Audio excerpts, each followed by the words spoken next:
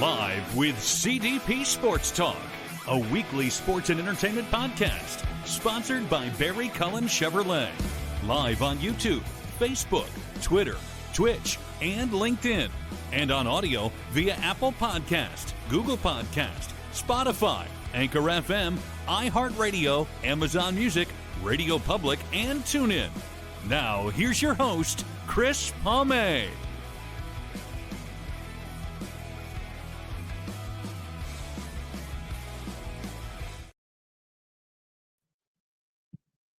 Good evening, everybody. Welcome to Season 13, Episode 41, Overall 701 of Live with CDP Sports and Entertainment Talk Show, brought to you by our friends at Barry Cullen Chevrolet Dealership, located at 905 Woodlawn Road West in the Guelph Auto Mall. Check out their website, barrycullen.com, for the newest selection of new and pre-owned GM vehicles, along with their great selection of all-electric vehicles and Cadillac vehicles as well. You can call the dealership at 519-824-0210 and tell them Chris Palme sent you, or you can email them at info@barrycullen.com. Barry Cullen Chevrolet Dealership has been family run and operated here in the city of Guelph since 1969 and has been a sponsor, advertiser of Live with CDP Sports and Entertainment Talk Show for the past 3.5 years. And I want to give a big shout out to Andrew and his service staff for looking after my needs the other day. So if you do need a new car or want to buy a used car, or you want to take your car in for maintenance, Barry Cullen Chevrolet Service Department, they will take care of you. Great customer service, great products. So I highly recommend Barry Cullen Chevrolet Dealership. I hope everyone's doing well on this Thursday, April 30th, 2026. And before we bring on our guest tonight, I'm excited to bring our guest on. I just want to say thank you to Jennifer, Sarah, and Chelsea from the Business Education Partnership of Waterloo Region. This morning, they invited me out as a career speaker again for a local high school in Kitchener, and I spoke to a number of high school students this morning about the importance of careers, but also education, and share my story with them as well. So big shout out to the Business Education Partnership of Waterloo Region, and they're always looking for volunteer career speakers. So if you're interested, go to bepwr.com or .ca, bepwr.ca, and go on their website, and you can fill out a volunteer form as well. I am looking forward to my guest tonight. This is his first time on our show. We met through Instagram, and he is an educator in Toronto. He's also an author of a book called They Call Him Fergie, a book about Fergie Jenkins, the Cubs Hall of Famer and Major League Baseball Hall of Famer. And we're going to bring on John Laframboise, I hope I didn't butcher his name, John Laframboise, on right now. We're going to talk a little bit about his book, a little bit about Fergie Jenkins, and also growing up in Windsor and going to some of his first Major League Baseball games in Detroit, and also being a Blue Jays fan as well. So we're going to bring on our guest right now, John Laframboise. One sec. Good evening, John. How are you? I'm good, Chris. How are you? I am good, and I want to say thank you so much for coming on tonight, and I'm excited to talk to you. And I was reading up on your bio that you were born in Windsor. You went to school at the University of Windsor, and some of your first Major League Baseball games were in Detroit, I'm assuming at the old Tiger Stadium. Yes, you would assume correct. So I was born and raised in beautiful Windsor, Ontario, man. I had a pretty awesome upbringing and very fortunate. And I was really lucky to be so close to the border. I was able to go to baseball games pretty much whenever I wanted. So it was really great. You know, my dad used to actually get tickets for free. He worked at Ford Motor Company, like many people in Windsor do. And he was able to get a bunch of tickets, gosh, throughout my childhood, and we would go to games. And yeah, it was a special time, a special thing. And I was never a Tiger fan, though. As you said, I'm a fan of the Blue Jays. And so whenever the Blue Jays were in town, we used to go over for probably 3 of the games at least when they had a 4-game series. And at those particular times, those were the great Blue Jays teams of the early 90s. So I couldn't have been any happier, especially as a young fan. Well, I was born in 1972, and a lot of my childhood I lived in Oakville, which is a suburb of Toronto.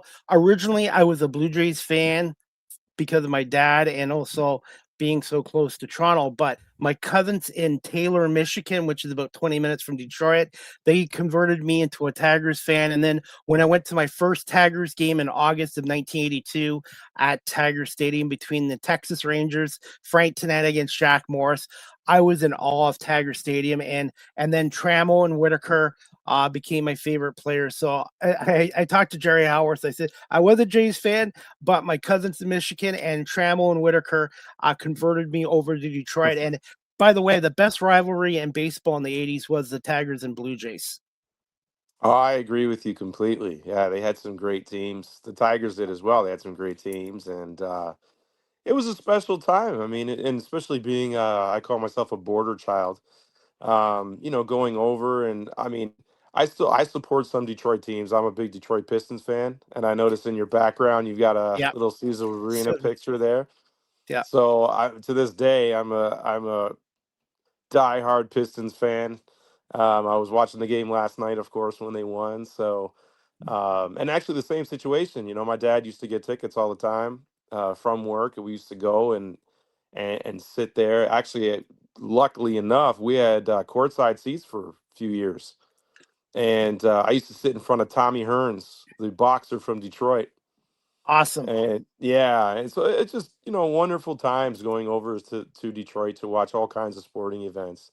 I'm not the biggest football fan, but yeah, I'm the Lions as well, and just so many great athletes have come through that city of Detroit, and I'm glad that there's a bit of a revival with a lot of their teams, especially the Pistons and the Lions. So, but yeah, it's always great to watch the Blue Jays and the Tigers play, specifically because I have a lot of my good friends are Tiger fans. So I was one of the only in my group of friends that was kind of a Blue Jays fan, and you know, ha- razzing each other over the years, and whenever they play, so it's always been pretty fun. So In my opinion, Major League Baseball, and I'm sure the Tigers had a say in it, but the day the Tigers moved to the AL Central, basically killed the rivalry off. And I know they still play 6 or 7 games a year, but it's just not the same. There's no rivalry anymore because they're not in the same division. I agree. Yeah, I agree. It is not the same, but I think anybody from that area, I think anybody from Windsor to Toronto, kind of in between, down the 401. There's a lot of Tiger fans in London, Ontario, because they used to have the London Tigers there, Yep. and London is close enough to Toronto where there's a bunch of Blue Jays fans as well. So there's that big mix, and yeah, I think there's always going to be a rivalry, but it's not the same as you like you said before. It's not the same as it was uh, back in the '90s for sure, '80s and '90s. It might have been different last year if the Tigers could have beat Seattle and played the Jays in the American League Championship Series. Oh, for sure. Yeah, I think that would have been something. That would have been kind of neat. But yeah, I don't think it wasn't meant to be. So, but I know that a lot of my Tiger friends, they were rooting for the Blue Jays in the World Series, and that was kind of nice because normally I would probably get some phone calls after they lost, but everybody kind of knew not to call me after that game 7. So, I think a That lot of was people were rooting for the Blue Jays because honestly, against the Dodgers as well, the Dodgers are kind of looked at as the the the evil evil empire. tire. Yeah. Yes, that hey, even though I'm not a Jays fan now and a Dodgers fan, that was one of the best World Series I've ever seen. And also, by the way, I've done some freelance media work coverage for the Buffalo Bisons a couple years ago, and a lot of the guys on the Jays I got to interview down in Buffalo. And when I see Hazel May at the Canadian Baseball Hall of Fame, I always tell her, "Hey Hazel, I get these guys ready for you when they come up to the big leagues." And she is such a nice person and really down to earth as well, and no ego. Yeah, I haven't met her before, but I've been impressed with her work over the years, and she must be doing something right because she's been there for such a long time. And I'm glad that the Blue Jays were allowed to use all of their sportscasters and things for the series last year. I'm really glad that the Canadian fans got to watch the Sportsnet broadcast of Buck Martinez and Hazel May, and it was a lot better that we didn't have to watch the American. It was, I don't know if it was on Fox or whatever it was, because I think it added to the amount of sort of familiarity of the fan base, and I think people really enjoyed that. So they To didn't be have to honest, watch the U.S. telecast.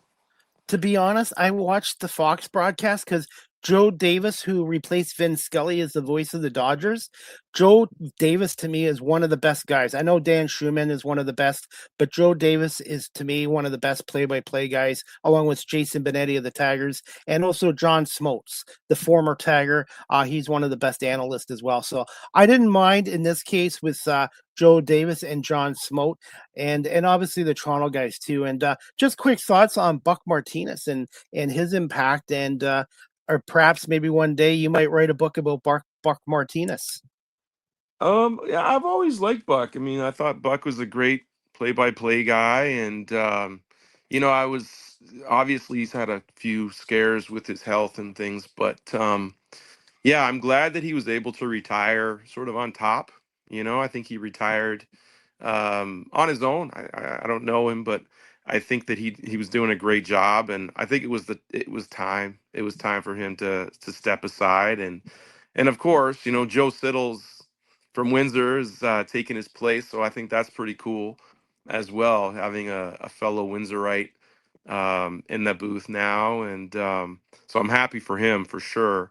But yeah, Buck is he's a legend in the city. He's been in baseball for I think 50 years, and he's done a lot for the Blue Jays. So yeah, I wish him well. I hope he can do some games once in a while. If they need anybody, or maybe a game here and there, just to kind of, I don't know, as a treat for fans. I don't know if that's possible, but a lot of the broadcasters that I grew up with, and one of my favorites, and that, just back to basketball for a second, is George Blaha of the Pistons.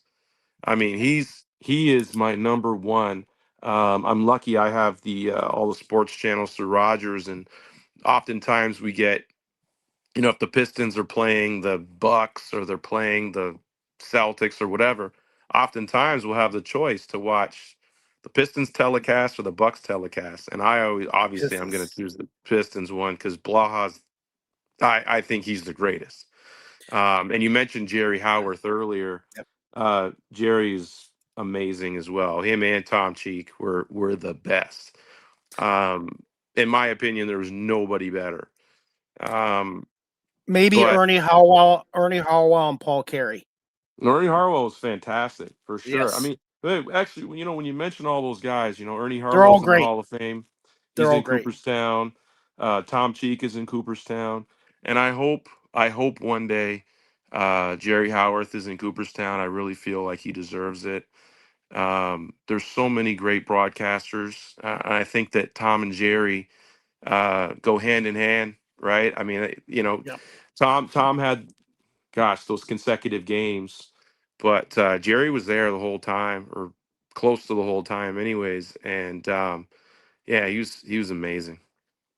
Jerry's first games in the radio broadcast with the Jays was actually in July of 1980, and it was a 3-game series at Tiger Stadium against the Detroit Tigers. And Jerry was one of my first early guests on my show 5 years ago, and he gave me over an hour of his time, and he gave me some good advice that I've applied to these days. And it meant so much for me to have one of my childhood idols on radio come on my Hmm. show, and I've been very fortunate. And Jerry's such a nice man, by the way. And also a little Ernie Harwell story. I went to a Jays Tigers game at Tiger Stadium on June 30th, 1985, a day after my 13th birthday. My late dad took me to the game with my cousins from Taylor, Michigan. We had seats in the center field bleachers, $2 tickets. And Ernie Harwell signed the ticket stub for me.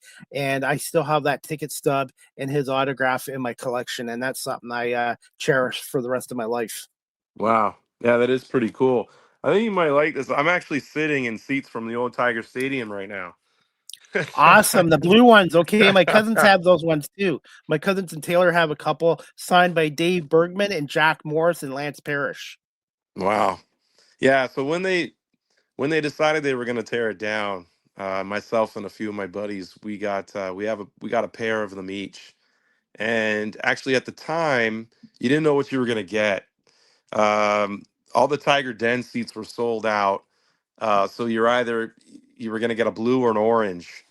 And I mean, I was actually hoping for an orange because there are less of them in the ballpark. But we ended up getting blues, and they're connected, which is pretty awesome. So. Um, and they have their own little feet, so you can sit in them. They're fully functional, and I thought it would be a great addition to my memorabilia rooms. I spent so much time there at Tiger Stadium watching games. I felt like I needed the seats. So, but yeah, I mean, back to Jerry for a second. I met Jerry years ago. Crazy story. I coached basketball, as you said in the opening. I'm a teacher, and I spent years coaching basketball in Toronto at the elementary level and then in high school. Um, and one day, and so we'd graduate players and they would go off to different high schools and things. And one day, the secretary at work um, gave me a note in my mailbox, and she said, Jerry Howarth, a guy named Jerry Howarth called you. And I thought, no, can't be Jerry Howarth. He's the Blue Jays guy. I don't know Jerry. I said, did I win something? Because at the time I had partial seasons to the Blue Jays, and I thought maybe I had won a competition or something. And it was a local number, and I thought, okay, I'm just gonna call. And I thought it was actually after that, I thought it could be a friend of mine just kind of kidding around, because I had a friend of mine who used to call me once in a while and leave an old Blue Jays name, say call Dave Steve back or call Manny Lee back or something like that, right? And I thought, okay, it's either him or I won something. So I called the number and I heard the distinct voice of Jerry Howarth, and I couldn't believe it. I said, "This is crazy." Anyways, long story short, he wanted to talk to me about a player that I had coached before that he was now coaching in high school, because Jerry Howarth coached high school basketball, which I didn't know.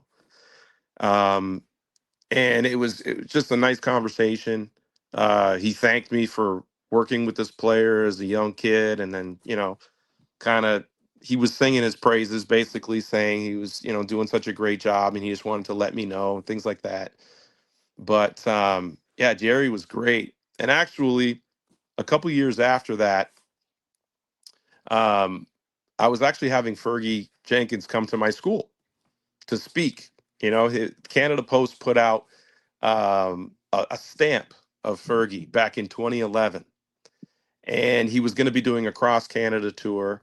And it just so happened that I had arranged for Fergie to come to my school right before he began his cross Canada tour. It was January 31st of 2011. And I thought to myself, I need somebody to introduce Fergie to all of the students, to everybody.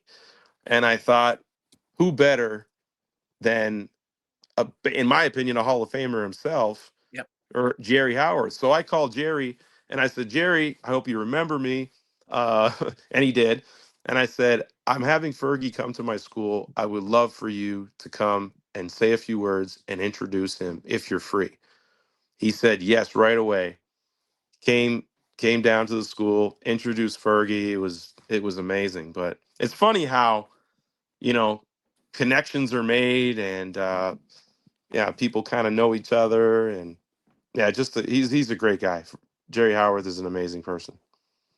Yeah, I reached out to him and he was so nice to come on, and his wife Mary helped him set up with the technology to have him on my show, and he gave me over an hour of his time, and I've kept in touch with him. And one thing I don't understand, I know the Jays honored Tom Cheek and they've honored a number of guys. I know Jerry's very humble and down to earth, but I don't know why the Jays haven't put him on their wall of excellence or whatever they call it now, because his name should be right beside Tom Cheek's as far as I'm concerned.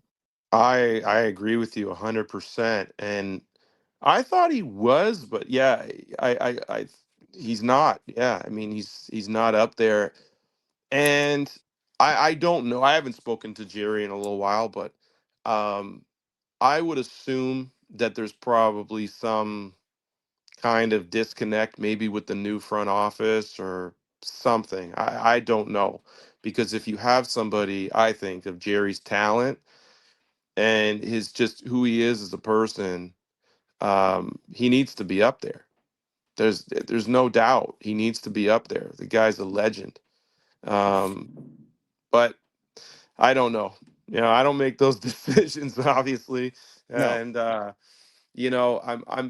maybe the fans could start it. Maybe the fans could get something going. I don't know. Sometimes when fans rally, maybe that's the only way that an organization will actually kind of clue in, right? because it is their 50th year, and it would be nice to see them bring him back and put him up beside Tom Cheeks because of the contributions. And hey, Buck Martinez deserves everything he's getting and stuff like that. Buck, Blue Jay in 1981, or the catcher from 81 to 86, and has been a broadcaster with them mostly since 1987. But hopefully one day they fix and correct that as well. And their radio team, I don't find it as good as it used to be. Obviously, we got spoiled with Tom and Jerry, and then Ben Wagner was starting to do well with the Jays on the radio, and then they let him go, and now Ben's with the Orioles, and I know a lot of people, including myself, was kind of shocked. And as for Dan Schumann's son, I think he's doing okay. But it's kind of hard to live up to those names like Tom Cheek and Jerry Howarth, and then his dad being on the Blue Jays too. I really thought maybe his son would want to establish his own identity with another team instead of doing his dad's team on the Blue Jays with Dan. Yeah, I agree. I mean, it's a weird situation. As far as I know, the radio team doesn't travel with the They team still haven't, anymore. no, not since the And pandemic. and I mean, I think that's kind of crazy. I don't know if it's the only team in the league, but I would assume that most teams send their radio teams out or radio guys. And yeah, I mean, I thought Ben Wagner was really good. I thought he was Yeah, doing an excellent job. Um, but I also think that there's something to be said for nepotism. And I'm not saying that Schulman isn't deserving of a radio position or anything like that, but at the same time, I don't think it really hurts that his dad is is really big up there. So um, I think that might have been a part of the deal. I'm not sure. I mean, we can only assume, right?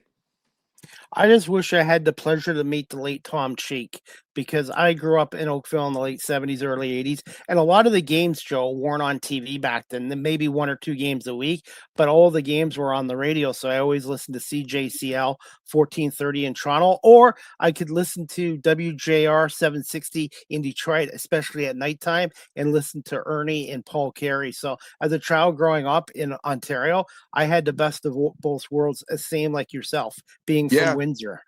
absolutely. We used to listen to the Blue Jays games out of Leamington, sometimes out of Sarnia on the AM stations. Those were great. Tom Cheek and Jerry Howarth, of course. So I was lucky enough to be in Cooperstown when Tom Cheek was inducted after his passing, of course, where he won the award for broadcasters. They put in a one writer and one broadcaster every year during the induction ceremony, and I actually did it, but they do it before, and it was fantastic. You needed a ticket to get in. They used to have it at Doubleday Field, and I didn't have a ticket to get in. And there was a nice old couple that was walking around. I was wearing Blue Jay stuff when I'm in Cooperstown usually, and either that or a Fergie jersey or something. And this nice old couple came up to us and they said, "Are you here for Tom?" And I said, "Well, yeah, I love Tom Cheek. He deserves." And she said, "This lady said, well, I have a few extra tickets. Would you like them?" And I said, Wow. "Absolutely." So we got to sit in the grandstands at Doubleday Field and watch the ceremony where Shirley Cheek, Tom's wife, was able to accept the award on his behalf, and it was very emotional. And it was really nice to see. And I actually have a personal connection to Tom. I never met Tom, but my brother My brother did. My brother knew Tom quite well, actually, because when Tom was going through his cancer treatment, my brother was a radiation therapist here in Toronto, and he was one of his patients.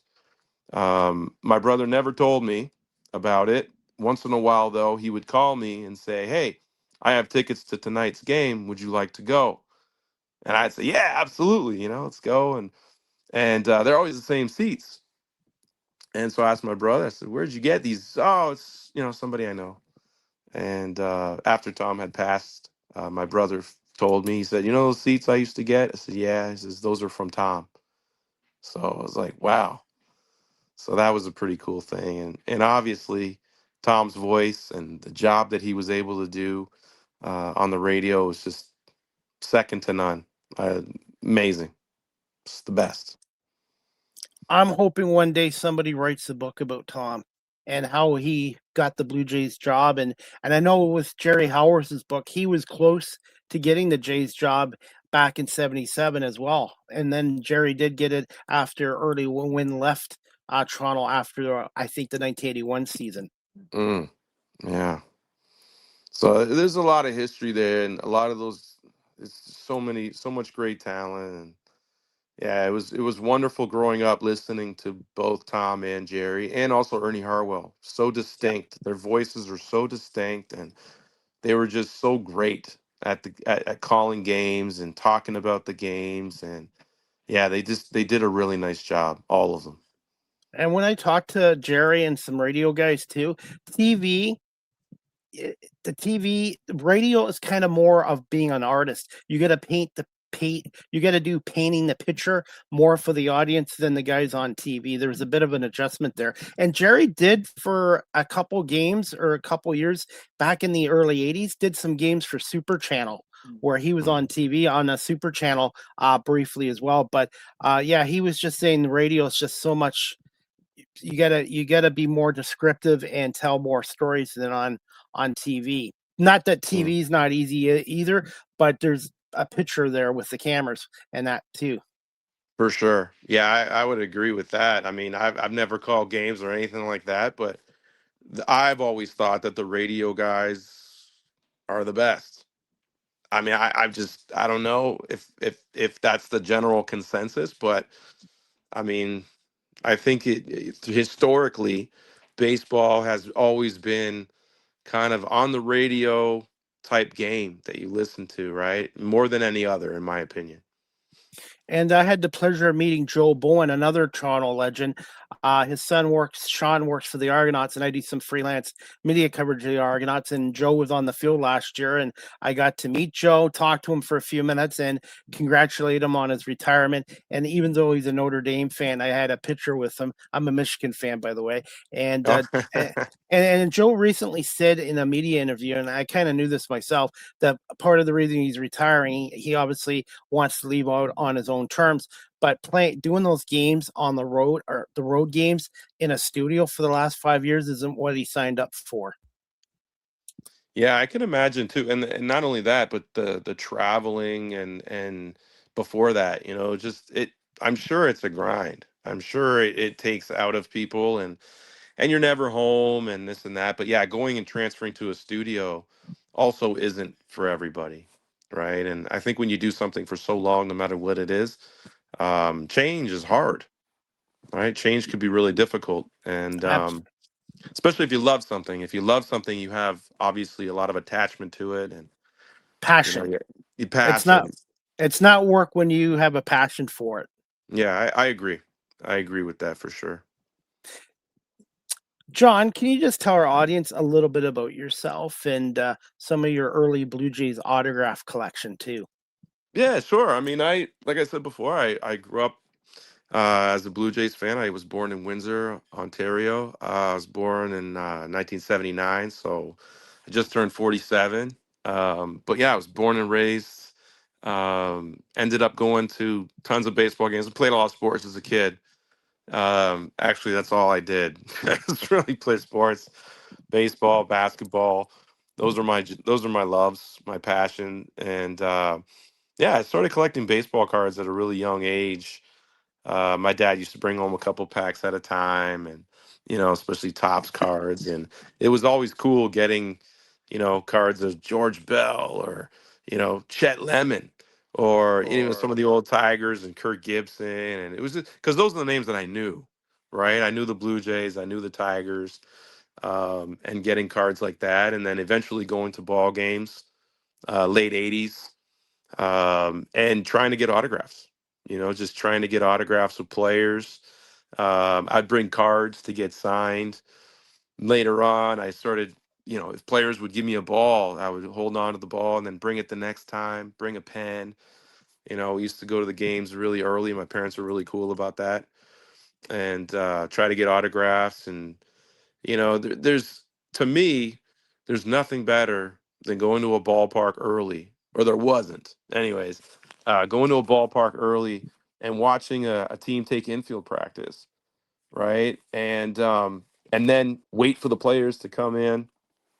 And because I used to go to the visiting dugout all the time, because I used, especially if the Jays were in town, I used to try to get the players' autographs and, talk to them and, all kinds of stuff. So that was always pretty exciting for me.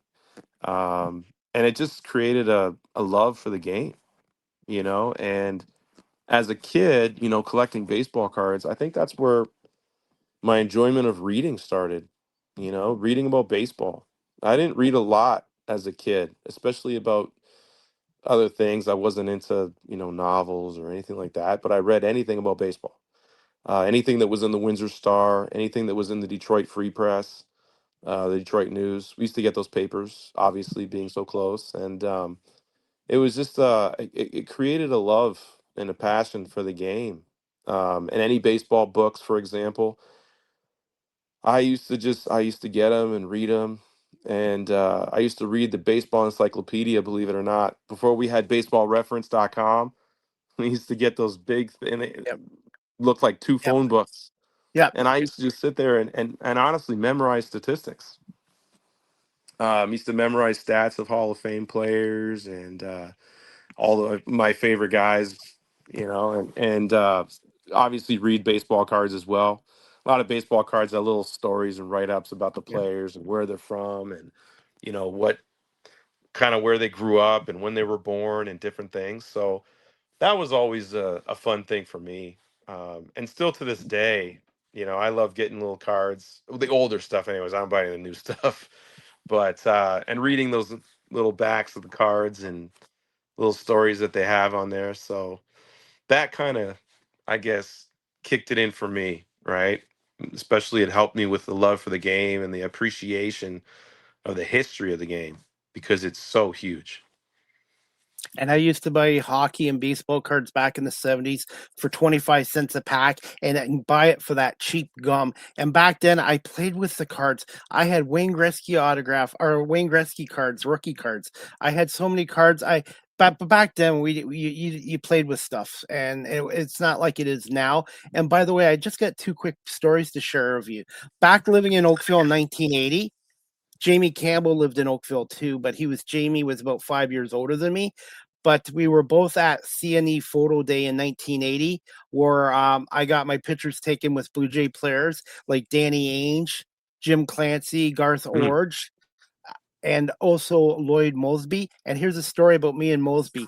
As an 8-year-old kid, he was one of my favorite players, the Shaker. So we had a picture at Exhibition Stadium in 1980. I ran into Lloyd Mosby last year at the Canadian Baseball Hall of Fame. I brought the picture and I said, "Hey, Lloyd, you're a little older than I saw you last." I said, "And I'm a little heavier than when you saw me back then." I said, "It's been 45 years, Lloyd. Can we get another selfie together?" And Lloyd, he was amazed with the picture. And Brent Carty did not Brent Carty, but Kevin Glue from the Canadian Baseball Hall of Fame did a little story about how Chris Pomey ran into his Blue Jays childhood idol 45 years later. And it was just nice to see Lloyd reconnect with him and show him that picture from 45 years ago and how much of an impact him and Damaso Garcia, who I met as an 8-year-old child. Damaso, back then they practiced sometimes in Oakville.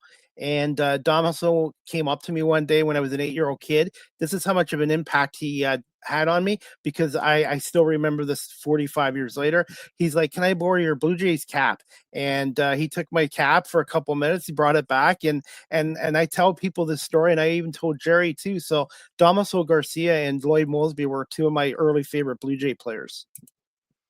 Yeah, it's always great, especially when you're a little kid, to sort of kind of get those memories. And yeah, I remember, man, getting autographs of my favorite players growing up. It was like you had gold in your hands, or just for them to acknowledge you.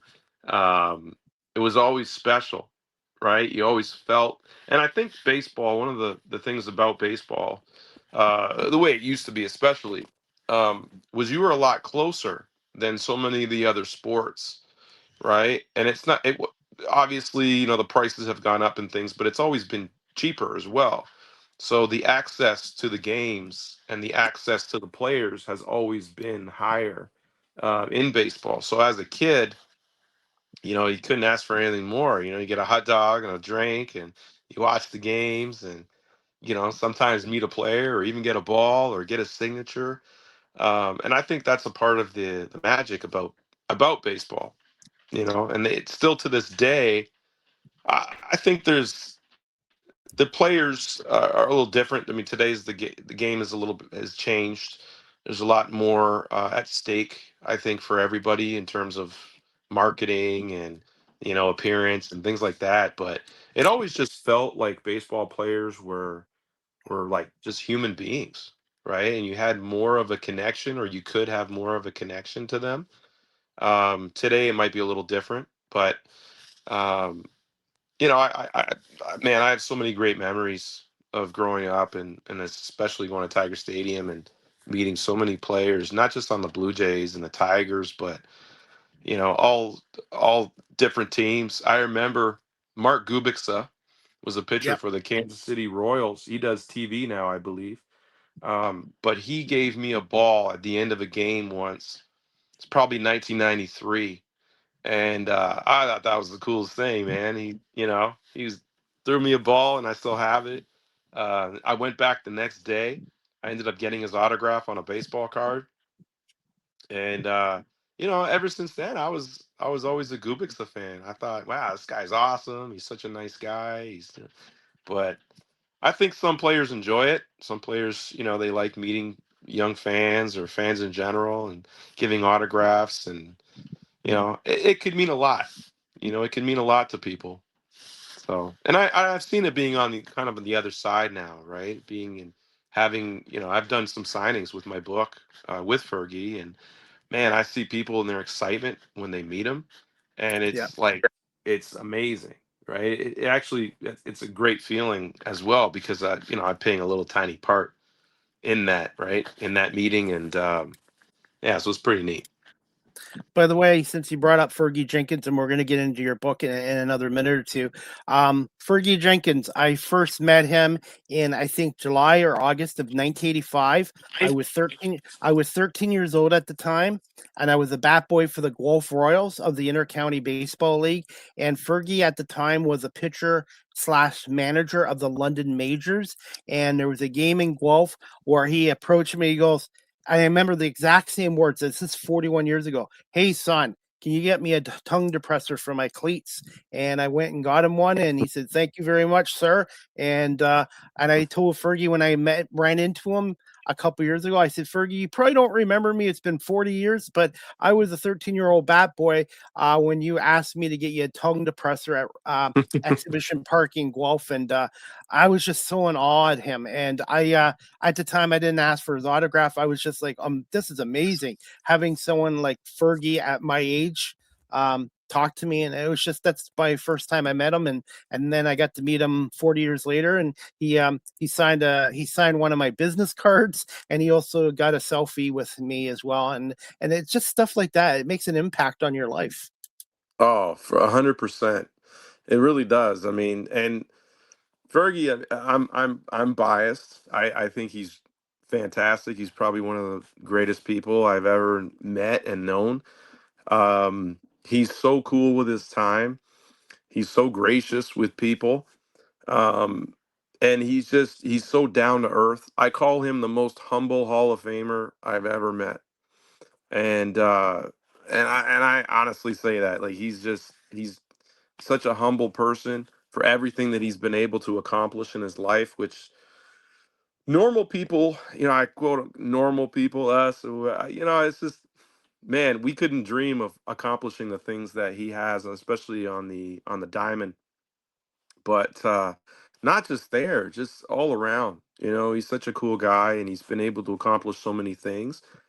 And to be able to do that and continue at the age that he's at now, he's 83, um, is pretty special. I think he's just a special person. He's just one of those people. When I think of Chicago Cubs baseball, I think of Ernie Banks, Fergie Jenkins, Ryan Sandberg, and two of those guys, Sandberg and Fergie Jenkins, actually played for the Philadelphia Phillies before they They came did. over to the Cubs. Those were the two worst trades in Cubs history. And you look at those teams, or not in Cubs history, in Phillies Phillies history. history. It was one of the greatest trades in Cubs history. But yeah, it's funny how that worked out. Both guys ended up being in the Hall of Fame. And yeah, I've met Ryan Sandberg as well. And he was a special guy too, very nice guy. And I met Ernie Banks. I met Ernie in Cooperstown years ago. And actually, I go to the Hall of Fame quite often in Cooperstown, as well as the Canadian Hall of Fame here in St. Mary's, Ontario. But the Hall of Fame in Cooperstown, I had been going every year since 2010. My wife and I would go and go for induction, and it became a thing. We just kept going, and so we've met so many Hall of Famers. And I got to tell you, Ernie Banks was one of the only ones where I've ever really felt nervous, because he just had an aura about him. He was one of those, in my mind, those top tier Hall of Fame guys who were larger than life.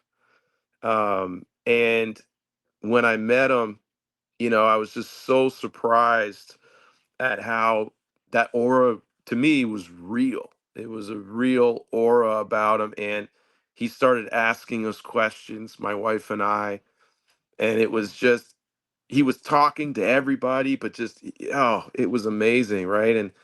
And actually we got his autograph, and I told my wife, I said, I got to get it the next day. He was also doing a signing on the next day.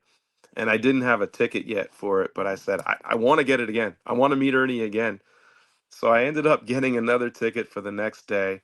I think the first day I got a bat signed, and then the second day I had a baseball. And I went up to him, and he recognized me, and he remembered my name from the day before, where he had probably met 100 people and probably asked 100 people their name and what they did. And I think he had a talent to make people feel special. Um, Similar to the late Ted Lindsay of the Red Wings. He did that with me. wow. Yes. Yeah, I think it was, and that's one of the rare meetings I think I've really had in Cooperstown, where like I said, I felt kind of nervous, or I felt I was like shaking a little bit, because that's Ernie Banks. That's Mr. Cub. That's Let's Play Two. Because he had such an effect on me even a little kid, just reading about him, right?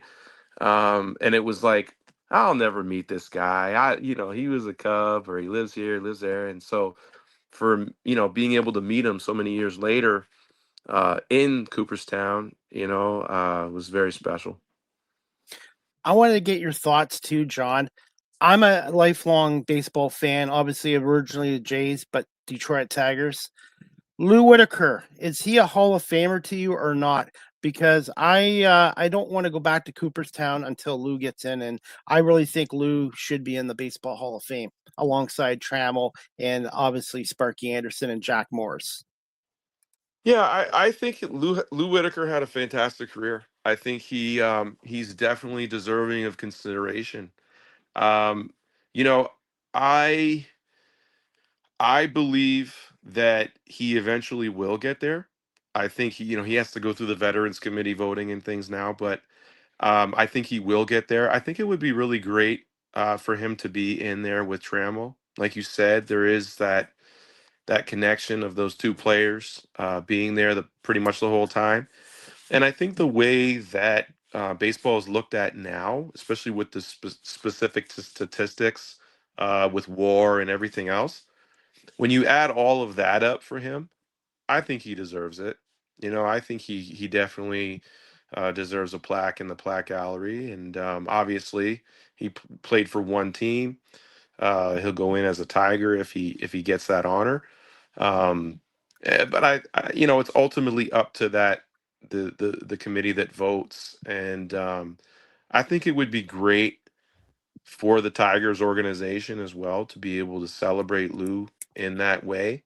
And I also think that guys like Alan Trammell, Jack Morris, they don't get enough credit for their careers, even though they're in the Hall of Fame. And it seems kind of crazy for me to say that, but I hear a lot of people say things like, "Oh, Jack Morris had such a high ERA, and he has one of the highest ERAs of any starting pitcher that's in the Hall of Fame, and this and that." But at the end of the day, I mean, he had the statistics to get in.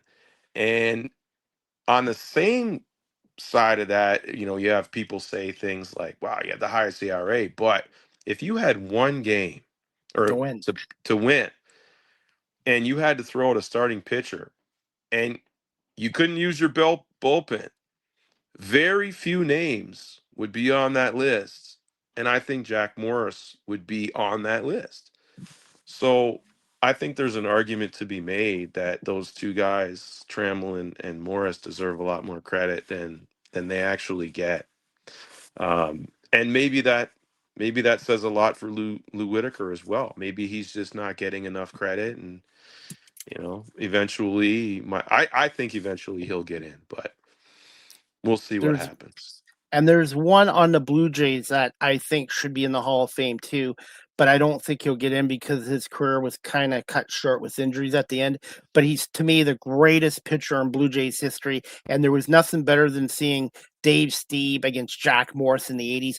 Both of those guys might not have been nice to the media, but they wanted to win and they were so competitive. And Dave Stieb one year in 1982 had 19 complete games, 19 complete games in 1982. And if the Blue Jays in the early years had any kind of bullpen, Dave Stieb would have won 250, 275 games. And to me, he's still the greatest pitcher. No disrespect to the late Roy Halladay, but Dave Stieb, to me, his number should be retired by the Blue Jays, and I still think maybe he should get in and under the Veterans Committee as well.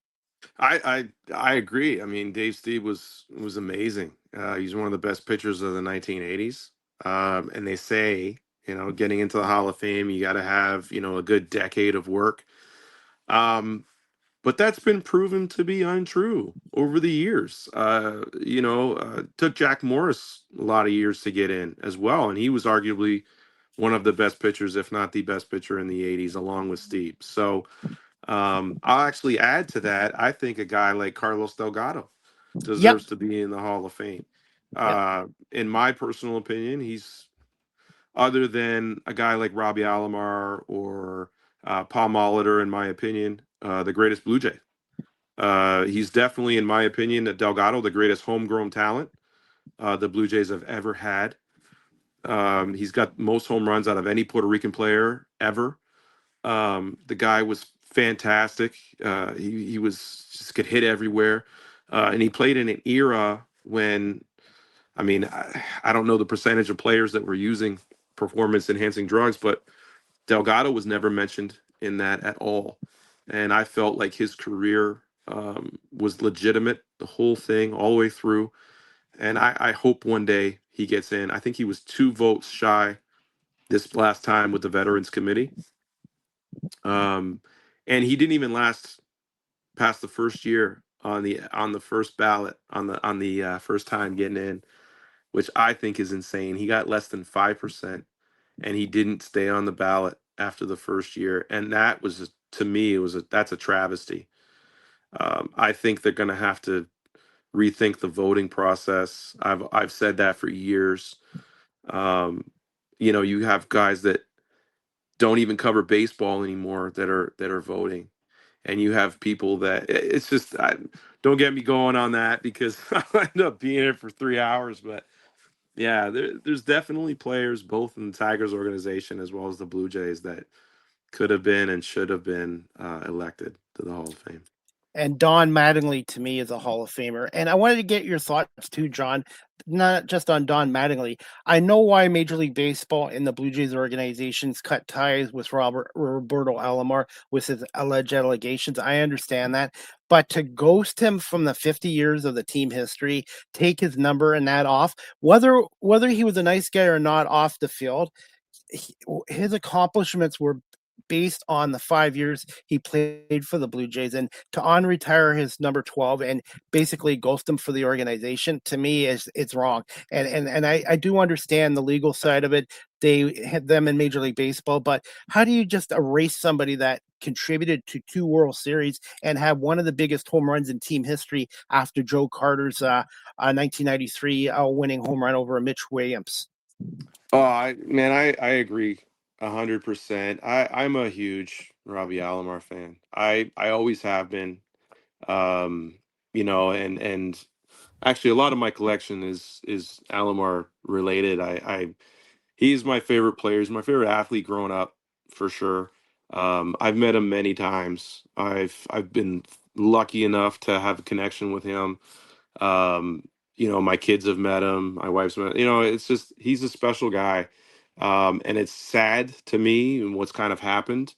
Obviously, a lot of people don't know the full extent of what's transpired and things like that. But I understand, like you said, how the Blue Jays sort of cut ties. He is on the ineligible list for Major League Baseball, so he cannot be employed by a major league team. However, to take his stuff down, to unretire his number, all that is kind of crazy. I players are just people, right? And people have faults, and they do things sometimes that are not the best.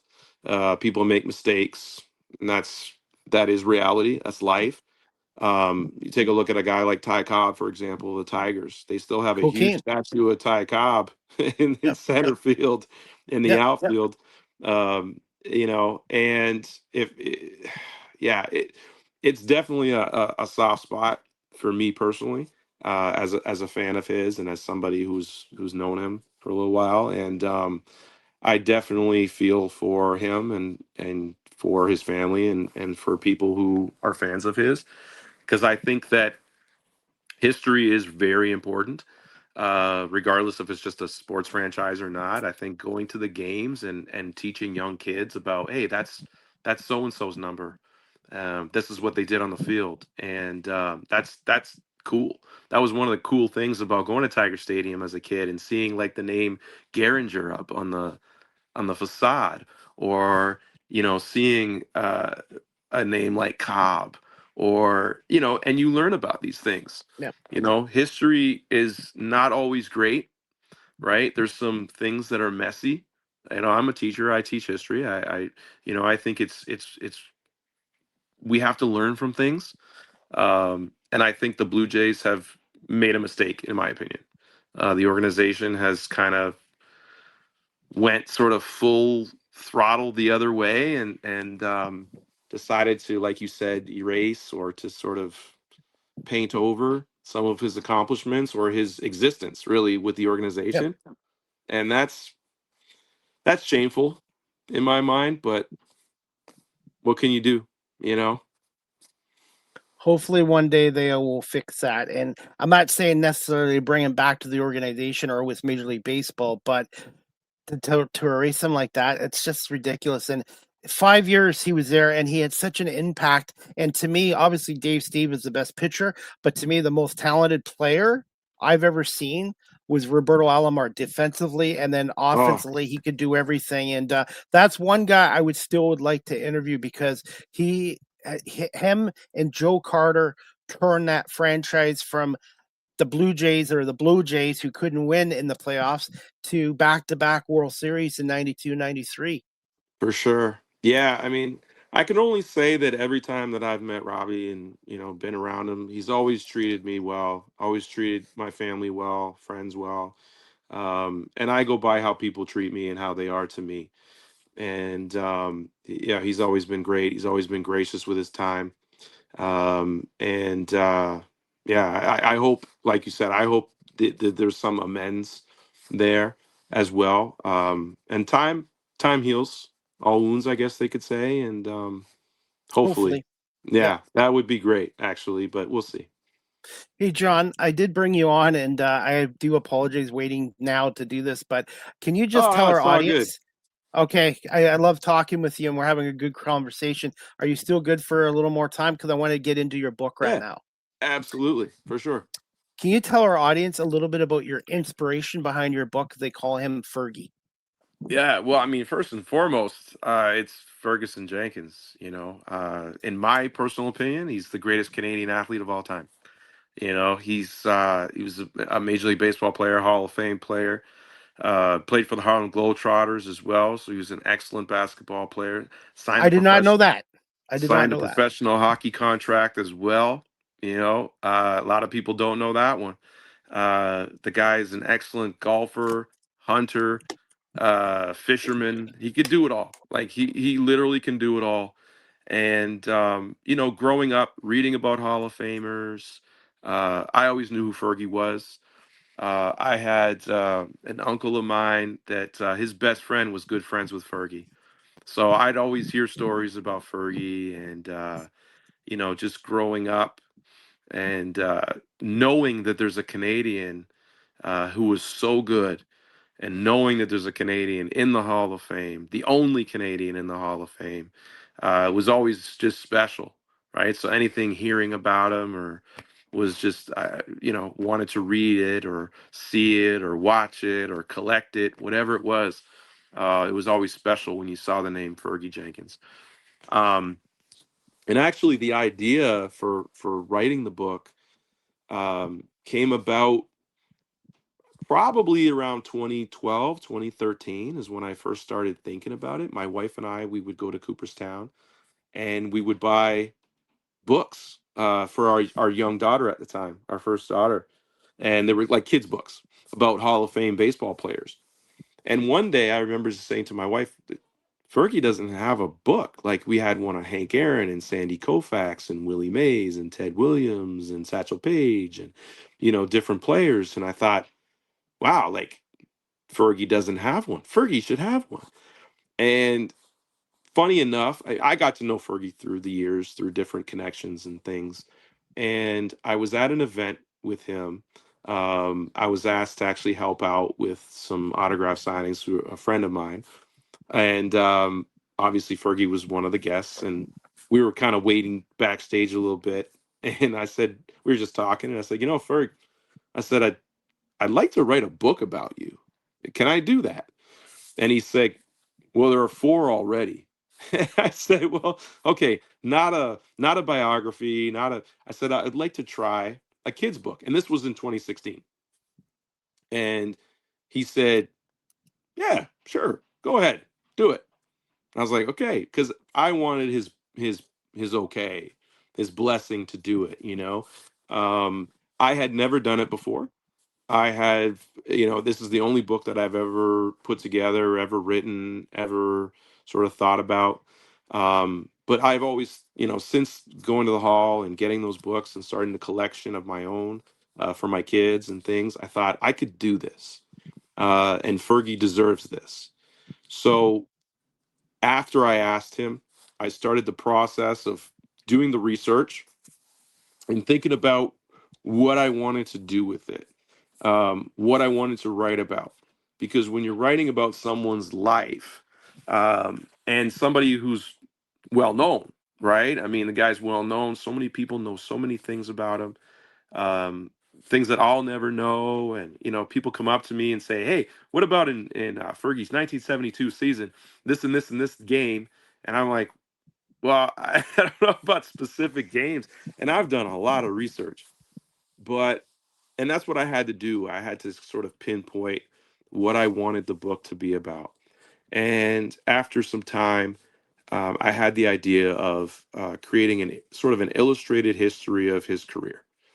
And I thought for young readers, this is a perfect way to sort of introduce them um, to a great Canadian and to a great ball player and to a great person and to a great guy from Chatham and, just all these different things. Um, and so I went through the process of trying to find the right illustrator. And it took me years, actually, to find him. And I ended up finding a guy named Chris Ripley. And I'm not sure if you're familiar with Chris Ripley's work, but he does a lot of Blue Jays art. He does stuff for Jays Care Foundation, and he's online. Chris Ripley is amazing. His work is awesome. As soon as I saw his stuff, I knew that if he said yes, it would be amazing, right? And I ended up sort of going through the process of contacting Chris over social media. And at that point, I had written my story, which was about 25 pages or so. And in that time, actually, I was talking with Fergie. I was sending him copies of my story, and we were having a few conversations back and forth about some stuff that he wanted in it, and just to make sure that he was a part of the process, right? I wanted Fergie's approval. That was really important to me. Um, and after Chris had said yes, it took a few years. COVID had hit, and so I kind of put it on the back burner. And one of the other things as well was that there were some financial setbacks, right? I ended up publishing it myself because I didn't I didn't want to go through the process of trying to find a publisher who would put it out. I started the process, and it soon after that I found that I wasn't going to be able to do what I wanted to. I had a publisher that was interested, but they wanted to use their own illustrator. They wanted to change some of the story. They wanted to, there was some different things, kind of barriers that I didn't really want to deal with.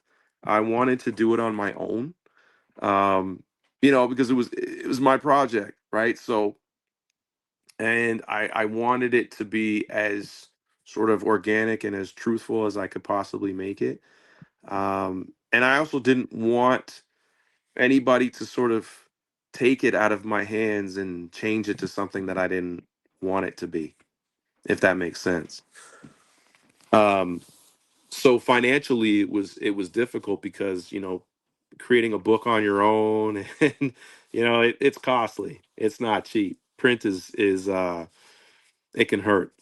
So I was able to actually have some help by a company in Windsor, Ontario, my hometown, called Walkerville Publishing. And a guy named Chris Edwards, the owner of that company, helped me out tremendously. He gave me a lot of tips and a lot of information. He ended up setting the book for me. So that's basically getting all the fonts. And when I got the work from the illustrator, Chris, I would send it to Walkerville. They'd help me out, and they hooked me up with a printer. It was just excellent from beginning to end, working with them a little bit. And I was able to self publish in that way with help from a real publishing company from my hometown. So, and I really wanted to keep it Canadian. I wanted to keep it Canadian because the subject of the story is Canadian, which is Fergie. I'm Canadian. Chris Ripley, the illustrator, is Canadian. Walkerville Publishing is Canadian, and it's printed in Canada as well. So that was really important to me, and was able to do that. Joe, for our audience watching this show live stream or later on audio platforms, and they're interested in this book, how can they purchase it online? And is there an audio and a digital copy of this book as well, or is it just hard copy? It's great questions. Just hard copy. It's actually a hardcover book with 100-pound paper. It's which is great quality. Um, And so they can contact me via my Instagram. I had a website for a little while, and I was getting some orders on it and things, but especially with shipping to the U.S., it's really difficult right now. With the tariffs too, yes. Yeah, it's tough, and I can ship within Canada pretty easily, but then just to kind of I didn't really figure out a way to sort of say, hey, if you're American, please don't order. So, because a lot of people that would order were from the U.S. Cubs fans are everywhere, and actually, um, one of the things and one of the joys that I get from this is selling in person. I've had so many great opportunities to sell at different events. Canadian Hall of Fame is one. I've sold a couple times during their induction ceremonies, and I've met so many nice people. Like you said before, Scott Crawford does a great job there, and I'm able to sell there, and that's fantastic because not only am I spreading the Fergie story? I'm spreading it in Canada, in Ontario, and to fans who are Canadian for the most part because they're there at the Canadian Hall of Fame, and so many are there just like in awe of Fergie, and it's just when they find out that I wrote a book about him and stuff. There's a lot of excitement there, which makes me feel good. Um, and being able to sort of spread that story of Fergie's career, his illustrious career, and all the awards that he's won and the things that he's done, um, it's a joy for me personally. So I've had that opportunity. I've actually been able to sell the book in Cooperstown with Fergie sitting next to me. We did an autograph signing together back in 2024 on Main Street, which was really special as well. But like it's same thing as the Canadian Hall, just meeting fans of Fergie's and baseball fans and historians and collectors and is a part of the joy for me. So yeah, if anybody would like a copy, hit me up on my Instagram. Is they call him Fergie, and if you direct message me, we can arrange something. And yeah, that would be great as well. I have it down on the ticker along with it being able to purchase it from the Canadian Baseball Hall of Fame Oh, and website it's as there well. as well. So Yep. yeah, I forgot to mention that they do have some at the Canadian Hall of Fame at the bookstore or at the gift shop there. They also have some in Chatham, Ontario, at the Black History Museum in Chatham. There's some in Windsor, Ontario, at a couple bookshops at some independent stores, and there's actually some copies in Amherstburg, Ontario, at a bookstore there. So at a place called River Books.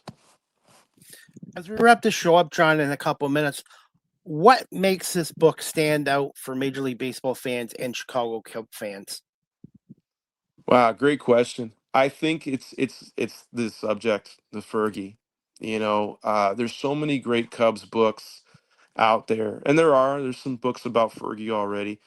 But I think what sets this one apart, and I'm gonna shout out the illustrator again. Chris Ripley did a fantastic job with the artwork, and I think that's a huge thing. I don't know if you could see it, but what we tried to do with the book itself is create sort of a scrapbook feel. Um, there's Fergie on the Harlem Globetrotters Wow. right there, and the artwork is just wonderful. You could see some of it on my Instagram as well, but um, Fergie's parents kept scrapbooks of his career and especially his early beginnings, and I knew that. And so, what I wanted to do with the book was create through the illustrations a scrapbook feel, and then tell the story through that from the beginning, sort of to the end of his career, and then kind of where he is today, which is doing like a lot of philanthropy and some charity work and different things that he does and getting awards. I mean, the guy just keeps getting awards. He just got a statue a few years ago at Wrigley Field, and then there's a replica statue of him in Chatham, in his hometown, which is pretty awesome. But just having that sort of scrapbook feel kind of sets this book apart from other, not just books about the Cubs, but just baseball books in general, for young readers. And I think, man, I've had so many great compliments on the artwork and how the book looks and how the book feels, because I put a lot of time and effort into those things and how it feels even. It's like got a matte cover on the front. Just, it was really important to me. And I think one of the things that I did, when I was collecting sort of a lot of books on Hall of Famers, was get a feeling for what I would like to have as a fan or as a reader, and what I think kids would like to have in their hands. So it was really important to me. It's like a good quality product and something that feels good and looks great. And I think those two things set it apart as well. What's one word to describe this book? One word. Special. It's special. For me, it's special. I've had so many great moments just talking with fans and people that want to buy it for their kids, or for some, or people that just want to collect it, or people that love books in general. It is a special book, but I've had special moments with it, and that's why I say special. And not only that, Fergie's a special guy, and he deserved the book, and I was so happy that I was able to do it. What's one fun fact about yourself and one fun fact about Fergie Jenkins? Well, I guess, man, a fun fact about me would probably be that I had never written a book ever before, and I kind of just had this crazy idea, and I remember telling my wife, like, I could do that, and having it come to fruition was, still pretty crazy. Like, I think that what I can take from it is, and what I tell my students is, like, I wrote a book. Like, if I could do it, you could do it. Do You it. could do anything. You know what I mean? You could really do anything if you really put your mind to it. And I always tell people, you have to ask the right people the right questions.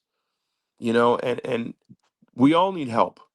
And I got so much help writing this book and putting it together and doing stuff. And I had people, not just helping me, but also, kind of giving me, encouragement.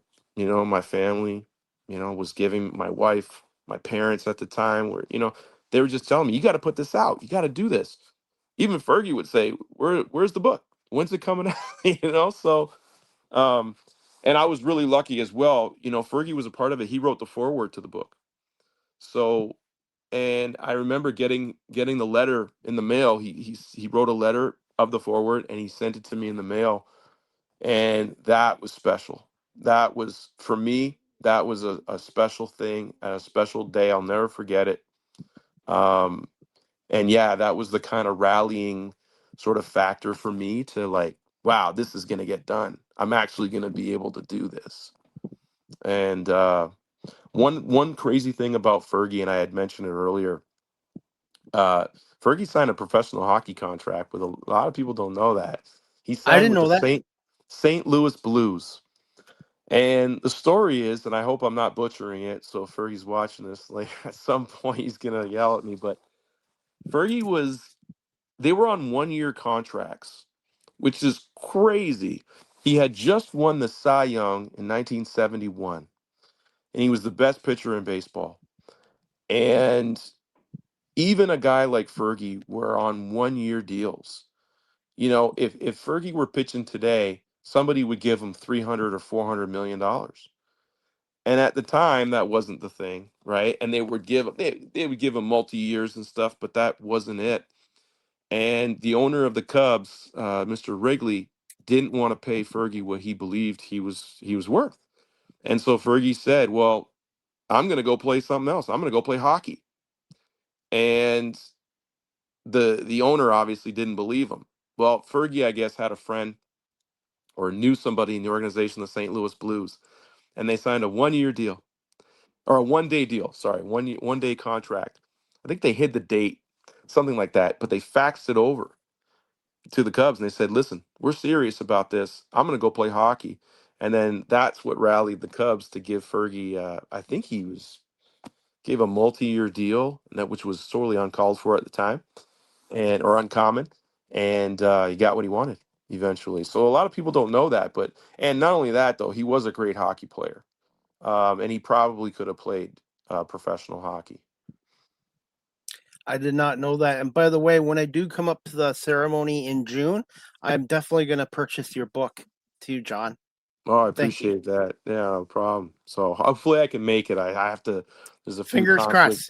but yeah, I want to definitely do that. But another thing, though, if we got some time, I'll add another thing about Fergie that a lot of people don't know. And one of the things, he's an excellent golfer as well. And if you're ever in Cooperstown, you check out what's called the Otasaga Hotel. It's where all the Hall of Famers stay during that weekend. And outside of that Hall of Fame weekend, you can go anytime. There's a restaurant there in the basement. It's called the Hawkeye Grill. And just outside of the Hawkeye, there's kind of these cabinets. And they have these wine glasses, which is really awesome. And each Hall of Famer has their number and their name etched in a wine glass. So when they go to the hall those weekends, they bring those glasses out for the dinners and stuff. Right next to that cabinet is where they keep all the golf tournament trophies and stuff, because there's also a golf course right on the grounds of the Otasaga. It's called the Leather Stocking Golf Course. And they have the year's champions of the past years and stuff. If you go through the 90s, it's all Fergie. He won that tournament pretty much every year after he was inducted. And he's the guy. That's why I say he's the greatest athlete. He just wins. Just wins. How good of a golfer are you? Not at all. I do not play golf. So Same here. The last time I golfed was 1994, the year the Rangers won their last Stanley Cup. wow. I even worked at a golf course in Windsor, Ontario called Roseland Golf Course. It's city owned. It's Yeah. Donald Ross course. It's very good. I mean, for people that are golfers, they know who Donald Ross is. And I don't have the interest in it actually of golfing, but I got pretty good one year, and then I just stopped going out and golfing. So, John, do you have any plans to write another book in the future? at the moment, I'm just having fun with this one. I would like to, I think I have some really great ideas, and actually, I've been approached by several people who have wanted to write books about baseball. Um, and what I've done is I've kind of started my own uh, publishing company, I guess you could say. I call it Ballpark Stories, and it would be great if I could help people sort of do what I did. I think it's very I wouldn't say therapeutic or in a way, but it can be, I think, for people to write down so many great stories. I have a friend who had written over 500 letters to former ball players trying to get their address, trying to get their autographs through the mail, and actually received tons of responses. And I guess he would write letters to them and send cards and ask them to write back and send the cards back, and many of them did. And so he's actually interested in writing a book about his experiences through that, and showing pictures of the cards and the letters that they wrote back and things. And I think that would actually be really interesting, um, because that's a side of players that you don't normally see. For me personally, writing another book about another player, I'm not so sure. I knew that I wanted to do one about Fergie because I thought, like I said before, he deserved it. Um, I don't know who I would write a book about actually. Joey Um, Votto, another great Canadian ball player. Joey Votto. I've met Joey. Joey actually bought a bunch of copies of my book last summer, um, Awesome. which And was really cool. I was actually set up on Canada Day. There's a store close to me here in Toronto. It's called the Cheese Boutique. It's a fantastic place. It's a family-owned business, and they were having a street festival on Canada Day with local vendors and things, and all the money that was being raised was going that they spent, or that vendors would pay, actually would go to St. Joseph's Medical Health Center here in Toronto. So that's a great cause. And yeah, I set up and I was selling books and talking to people, and it was really great. And then all of a sudden, just out of nowhere, Etobicoke, Ontario's own Joey Votto comes up to my table and we start talking about Fergie. And he bought a bunch of books. And yeah, he couldn't have been nicer. And maybe I could do one about Joey. Yeah. I don't know.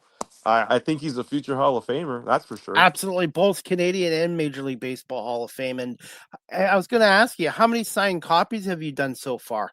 Because when I buy your book, I would like to get to sign it for me too. Yeah, well, I would appreciate that. I would love to sign.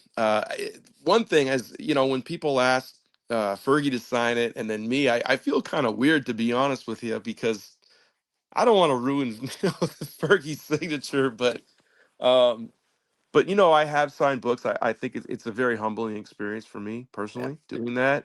But yeah, that would be kind of great to be able to sign. I've done some signings, like I said, in St. Mary's. I've done a few. I've done some here in Toronto, and as well as in Cooperstown. I've done a couple. That's always fun. Talking to people has been the best. That's been the best part about it, is sharing Fergie's story, sharing Chris's artwork, sharing my story that I wrote, has been pretty neat. And just talking about baseball with people has been awesome. Have you thought about starting your own podcast show up in the future? Um, that's also a great question. I mean, I really enjoy talking about baseball. This has been a nice conversation, and just kind of under ballpark stories would be kind of neat. I think on my business card, actually, I'll show you. I've got this business card that I printed, and then I give out to people. It's ballpark stories, and it actually says, if you write it, they will read. If you say it, they will listen, and if you play it, they will watch. So it's kind of a field of dreams type of situation, or a play on that, right? And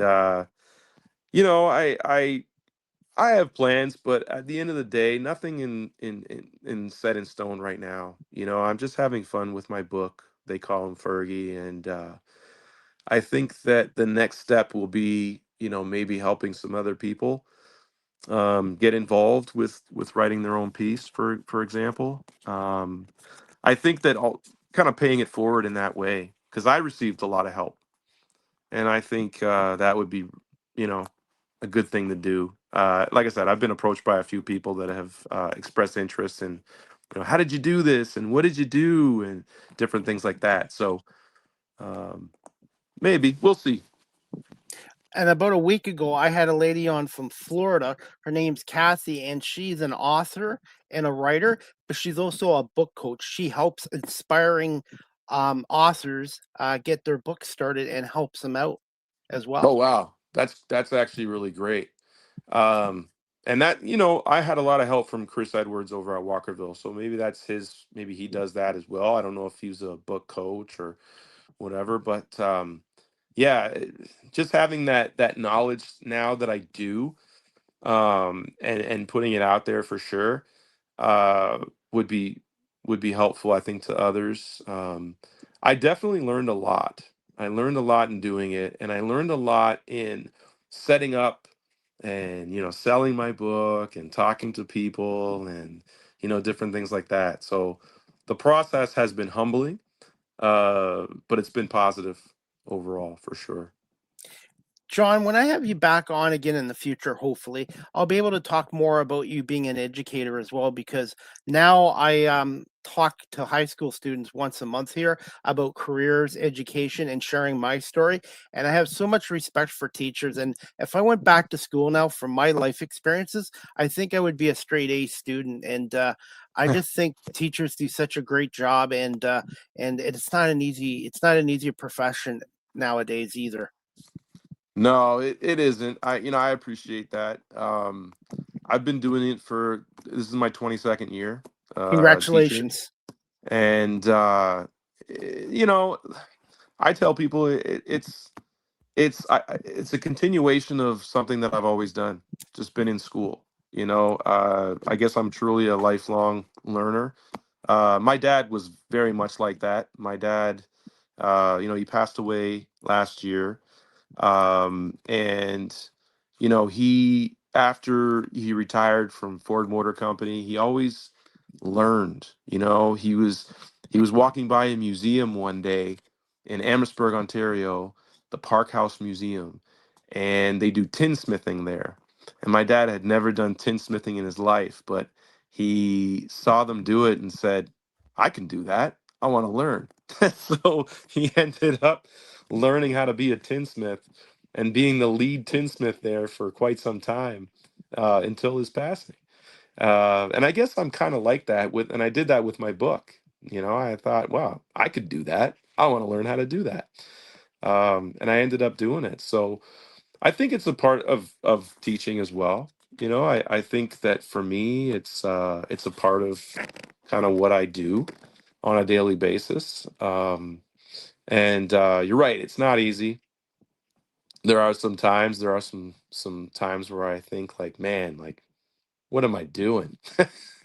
But kids, man, they're our future, and we have to help them out. Like, it's just, it's what I do, and I enjoy it. So, but John, I'm sorry for the loss of your father, and also my late father, before he passed away, when I was a teenager.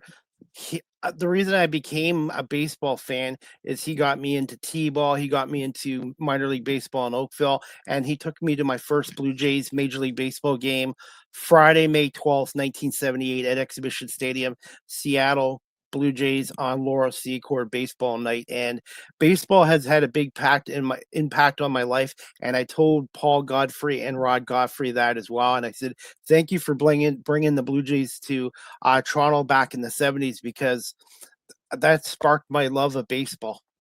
oh, for sure, I can definitely I can agree with that, and I can sympathize with that because my dad put the love of baseball in me. Both of Yep, my parents actually put the yep, love of baseball in me, and gosh, they would buy me books all the time, baseball books, and I even say that in my book itself when I had my thank you page. I said, thanks to my parents for yep. instilling the love of baseball in me. And my dad passed away last year on Father's Day, actually, and it was a couple weeks after I was in St. Mary's at the Canadian Hall of Fame, and I was with Fergie, and I told Fergie my dad wasn't doing well. He was in hospice at that point, and I didn't want to leave my dad, but he told me, he said, "Nope, you made a deal to go there and be there with Fergie and sell your book to people, and so you go."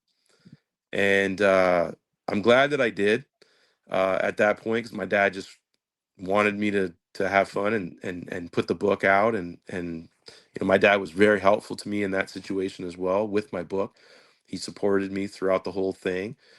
And after telling Fergie about my dad and what was going on, Fergie called me a few days later, and the first thing he said to me was, "John, how's your dad?" And that was there were only a few days left until my dad kind of couldn't speak anymore, and is going through the process of through the end. And I asked Fergie to speak to him, and he did. And he spoke to my dad for a few minutes, and that put a smile on my dad's face, and that was special for me and for him. So I'm always grateful to Fergie for that as well. Shows you what kind of a person Fergie Jenkins is. Not just a Hall of Fame athlete and pitcher, but a Hall of Fame human being as well. He 100% is a Hall of Fame person. I have never met anybody that said otherwise. So, and like I said, through my experience, not just then with my dad, but every other situation, every other experience that I've had, it's always been great. So Hey, John, as we wrap up our show, where can our audience again follow you on social media, and the best way of purchasing your book? They call him Fergie. Yeah, so just you can just contact me at they call him Fergie. It's on Instagram. That would be the best the way to get a hold of me through the book or for the book. And I post updates and things on there as well, and pictures of the book and videos and different things or events. Like I posted for this show as well, and they can contact me if they just want to talk about Fergie or about baseball in general, feel free. It's at they call him Fergie. And John, as we wrap this show up, give me a little bit of time tonight, and I will send you the video, the audio, and some reels and clips. And you have an open invite to come back on my show again in the future, and hopefully we'll meet you. Hopefully, fingers crossed, on June 20th at the Canadian Baseball Hall of Fame, because I would like to purchase your book and get a selfie with you. And I'm looking forward to the class of 2026 as well. And hopefully the Jays turn it around and the Detroit Tigers turn it around, because both teams are off to slow starts so far going into May as of tomorrow. Yeah, no, I appreciate your time and thank you so much for having me on. It's been really nice and nice to meet you. Nice to talk baseball and I appreciate the plug for my book and yeah, I hope to get to St. Mary's if I can and definitely meet you, take that selfie and yeah, share my book with you and as well as other people. I think that'd be great. I know Fergie's going to be there as well, so maybe I could introduce you to him and maybe you can have a little more time with them so that you can have Yes. him on eventually. But Yeah, he's a yeah, busy 'cause man, but he is a very busy guy, busy but man. he's got some amazing stories Stories. that'll And as definitely we're make you smile. And as we wrap this show up, I want to give a plug to the Canadian Baseball Hall of Fame. For those people watching or listening that have never been there, Canadian Baseball Hall of Fame is located at 386 Church Street South in St. Mary's, Ontario. And their website is baseballhalloffame.ca, and their board of directors is Scott Crawford. And if you have items or memorabilia you'd like to donate or lend to them, Lindsay Earl is who you contact at the baseballhalloffame.ca website as well. Yeah, for sure. They do a really nice job, and I think the last few years that I've been there for their induction was so it's been a nice day. So it's a really cool time. It's very intimate as well. And yeah, you bump into a lot of Canadian baseball delegates and people that are there. And I like to shout out my guy Stubby Clapp. He's from Windsor, Ontario. He's getting in this year. So he and Devon White, who I was lucky enough to spend a little bit of time with back in November. Um, so yeah, I'm excited for him as well because he's a fantastic ball player. I mean, he spent 5 years in Toronto and won a Gold Glove every one of those years. So he's very deserving of it. Absolutely. Well, John, I want to say thank you so much again for coming on here tonight, and continued success as an educator, teacher, and congratulations on your book. They call him Fergie. And again, contact John through his Instagram page, or you can purchase the book through the Canadian Baseball Hall of Fame website, or go down to St. Mary's and purchase it on site as well. Cool. Thanks a lot, Chris. I really appreciate it and all your success and for you as well. And it's really awesome to meet you. Thank you so much, John. Have a good night, and we'll talk to you soon. Take care. Thank you so much. Bye. You're very welcome. All right, everyone, that wraps up a special baseball edition of Live with CDP Sports and Entertainment Talk Show, brought to you by our friends again at Barry Cullen Chevrolet Dealership, located at 905 Woodlawn Road West in the Guelph Auto Mall. Check out their website, barrycullen.com, or give them a call at 519-824-0210. Chris Palme sent you, or info at barrycullen.com. I want to say thank you to my guest, John Laframboise. John Laframboise, the author of They Call Him Fergie. So you can follow him on Instagram.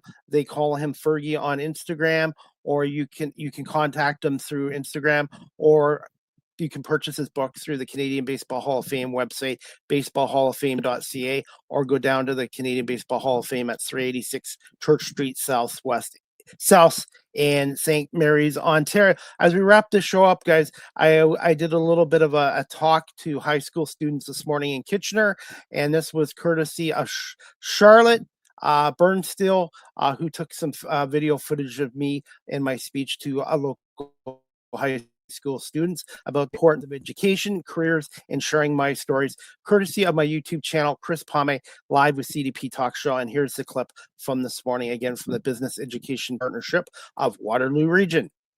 And I'm the founder of my own media company, Media Productions, and how I got into media and radio. It was 6.5 years ago by volunteering. How I got into this before I did volunteering was I was in security. I went to school like you guys, didn't know what I wanted to do.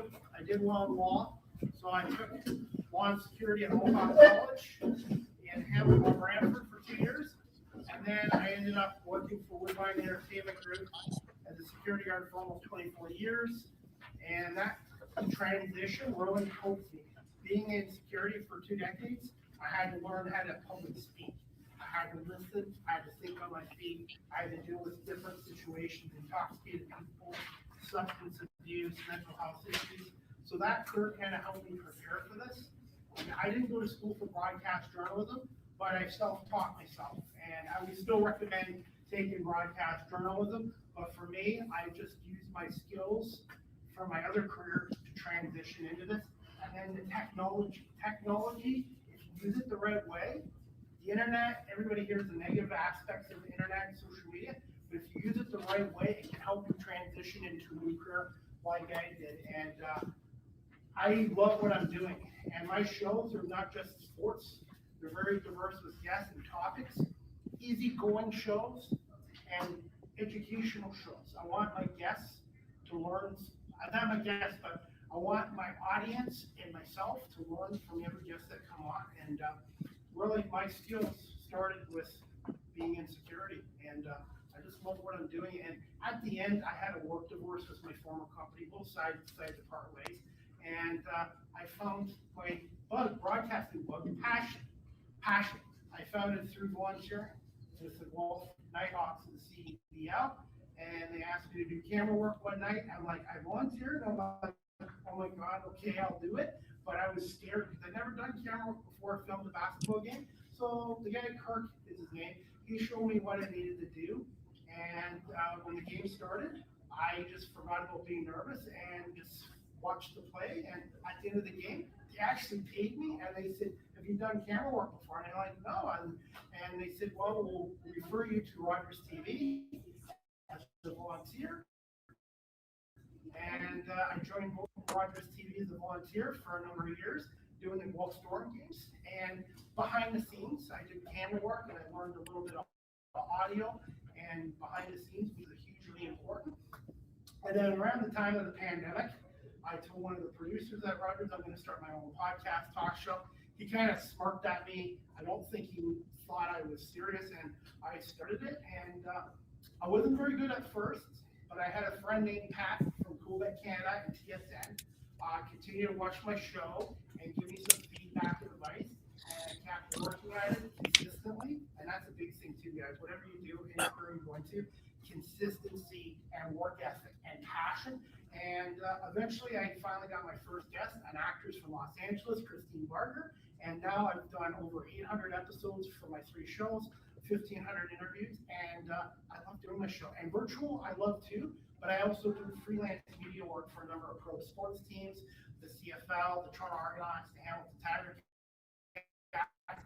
For many years, and that was some of my speech today at a local high school in Kitchener. So thank you to Jennifer, Sarah, Chelsea from the Business Education Partnership of Waterloo Region. I am a volunteer career speaker, and I help them out once or twice a month going to local high schools in the Kitchener-Waterloo area. And if you're looking to do that, check out their website, BEP WR, or just Google Business Education Partnership of Waterloo Region and their website, and you can fill out a volunteer application form there as well. As we wrap this show up, guys, my next live with CDP Sports and Entertainment Talk Show, brought to you by BarryCullin.com, is going to be Friday, May 1st at 12:30 p.m. Eastern with special guest, a friend of mine. It's her second appearance on our show, Ariel Jade, Nashville country music recording artist. She's going to talk about her latest album, Honky Tonk,